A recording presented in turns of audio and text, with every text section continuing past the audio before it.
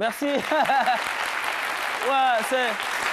je veux dire que c'est douloureux en tant que père de famille. Je sais ce que c'est qu'un enfant, avoir un enfant et puis être séparé de cet enfant, c'est très douloureux. Voilà, en termes d'expérience, quand même, je suis mieux placé pour en parler. Vous avez des enfants? Bon. Là n'est pas la chronique, mais nous parlons, bien entendu. Pourquoi vous éludez la question?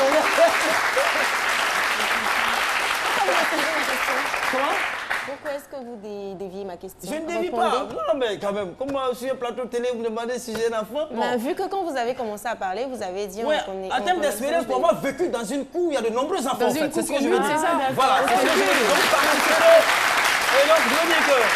Au plus, ça fait très mal. Je veux dire que le sujet même tombe bien tombé parce que là même ça fait mal, surtout Mardi Gras où les enfants sont habillés un peu chic, un peu de façon rétrospective. Vous voyez, quand on regarde la composition même... Traditionnelle. Ouais, de façon traditionnelle, ça fait mal.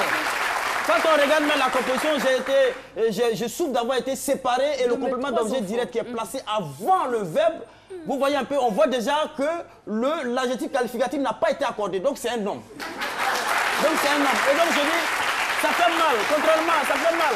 Contrairement à ce qu'on a l'habitude de penser que ce sont les femmes qui souffrent de l'absence des enfants. Non, nous les hommes aussi, nous en souffrons. Même si la femme porte sur elle cette douleur de l'enfantement, mais nous aussi, nous les hommes, nous en souffrons. Et c'est ce que le thème là même relate véritablement. Nous en souffrons. Cela me pose des débats chaque fois dans les foyers. Madame pense qu'elle se soucie plus des enfants que le monsieur. Mais en fait, je suis étonnée parce que je regarde dans le public, je vois une dame qui est concentrée comme ça en train d'écouter Dr Philo, mais avec toute son attention. Elle apprend beaucoup de choses. Elle apprend beaucoup de choses.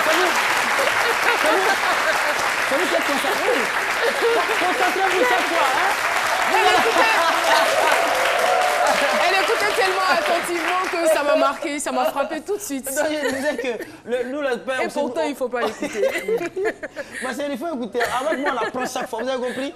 Et donc, la douleur de l'enfantement, l'homme aussi ressent la chose. Un père sans son enfant, c'est comme un Mauritanien sans sa boutique. C'est comme, oui, c'est comme un Mauritanien sans sa boutique. Donc, ouais. C'est comme un Mauritanien sans sa boutique. Donc, imaginez un seul instant, oui, un Mauritanien, il est dans le billard, il ne sait pas où il va. Voilà. Et donc, en même temps, vous dites que je suis peiné par cela. Qu'est-ce que vous êtes en train de faire là? Comment? Qu'est-ce que vous êtes en train de faire là? Je fais ma chronique, je relate un peu ma chronique. Vous avez ma chronique. Voilà.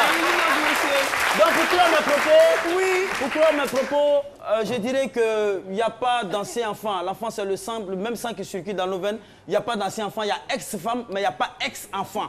Mais je prie pour notre témoin qu'il puisse peut-être retrouver ses enfants le plus tôt possible, le plus vite possible, parce que c'est très, très important. Moi, j'ai vu une famille comme ça. Le monsieur qui a perdu ses deux enfants depuis qu'il avait 30 ans. Et c'est à 90 ans, les enfants qui ont eu plus de 90 ans reviennent chercher leur père. On leur a dit, allez-y au cimetière là-bas. Et donc, je ne voudrais pas souhaiter la même chose pour notre invité.